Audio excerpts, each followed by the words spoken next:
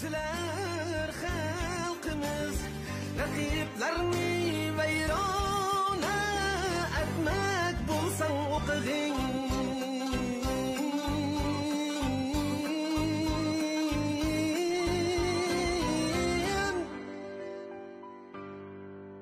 Merhaba arkadaşlar, dersimize hoş geldiniz. Bugün 21 Haziran 2020. O zaman derse geçiyoruz. Ünite 1.